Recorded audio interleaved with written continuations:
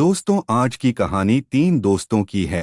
ये दोस्तों की टोली हमेशा खुश रहती हैं, पर इनमें से एक दोस्त जिसका नाम नीलम है, पता नहीं कुछ दिनों से कुछ अजीब सी हरकत कर रही थी। दोनों दोस्तों को कुछ दिनों से समझ नहीं आ रहा था कि नीलम ये सब क्यों कर रही है। आखिर नीलम क्या कर रही थी? जब भी दीपक नीलम के पास जाता, नीलम गुस्से से लाल हो जाती और कहती, मुझसे दूर चले जाओ, मैं तुम्हें मार दूंगी। आखिर ये सब क्या हो रहा था? नीलम ये सब क्यों कर रही थीं? इस सब के पीछे क्या राज है? अगर आपको भी नीलम के बारे में जानना है तो चलिए हमारे साथ इस डरावने सफर में, जिसका नाम जेन इस कहानी का नाम, और हमारे चैनल हंसू की हॉरर स्टोरीज में।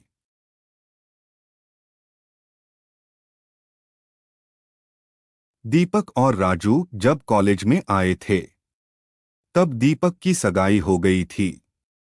वो उसकी मंगेतर से, जिसका नाम नीलम था, से बहुत प्यार करता था और वो दोनों कई घंटे रात भर मोबाइल पर बातें करते रहते हैं। एक दिन की बात है। दीपक ने राजू को बताया कि वो उसकी मंगेतर से रात को बात कर रहा था।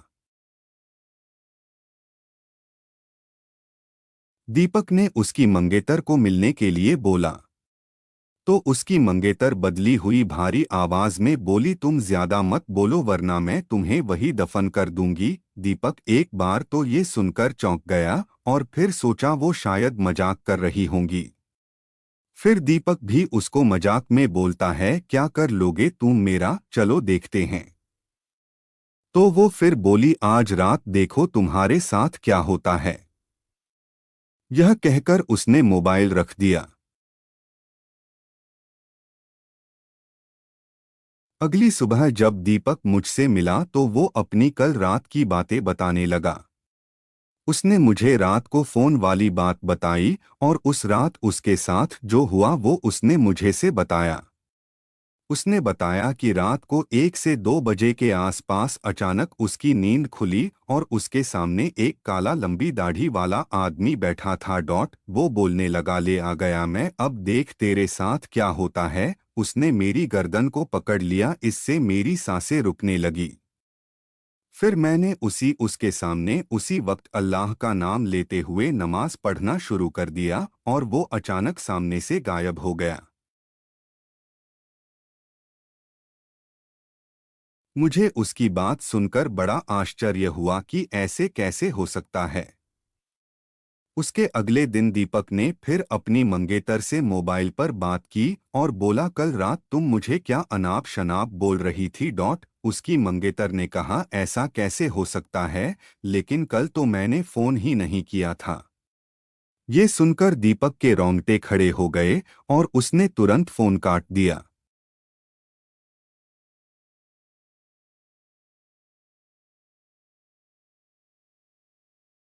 उसी वक्त दीपक ने मुझे फोन किया कि उसकी मंगेतर की तबीयत खराब है और कल उसके घर पर चलना है। अगले दिन हम दोनों तैयार होकर दीपक की मंगेतर के घर गए। वहां हमने दरवाजा खटखटाया तो उसकी मंगेतर सामने खड़ी थी और बदली हुई आदमी की आवाज में बोल रही थी कि तू फिर आ गया, तूने अगर अंदर कदम रखा तो यहीं पर तेरी अर्थी निकाल दूंगा। दीपक बोला कि ये क्या बोल रही हो तुम। दीपक आगे था और जैसे ही उसने घर में कदम रखा, उसकी मंगेतर ने दीवार पर टंगी तस्वीर उतारकर दीपक के सर पर दे मारी। उसके सर से खून बहने लग गया। दीपक के ससुर और सालों ने उसकी मंगेतर को पकड़कर बिठाया।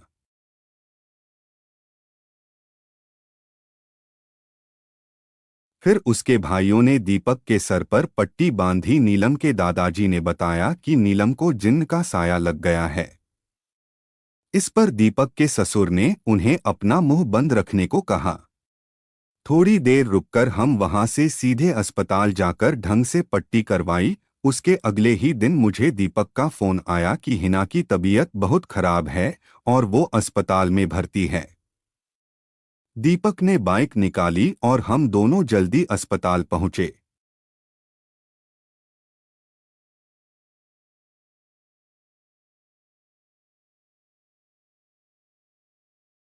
वहां पर पहुंचते ही हमने डॉक्टर से नीलम की हालत पूछी तो उन्होंने बताया कि उसकी हालत बहुत नाजुक है। कौन सी बीमारी है वो पता नहीं चल पा रहा है और उसके घर वालों को डॉक्टर ने दीपक को घर ले जाने को कहा। सभी हैरान थे कि ऐसी क्या बीमारी है जिसका इलाज डॉक्टर के पास भी नहीं है।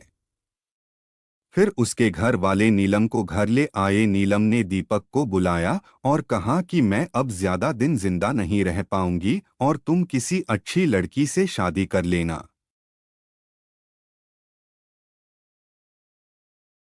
ये सुनकर दीपक की आंखों में आंसू आ गए और बोलने लगा कि मैं तुम्हें मरने नहीं दूंगा। फिर नीलम के दादाजी ने उसको एक बाबा के पास ले जाने को कहा।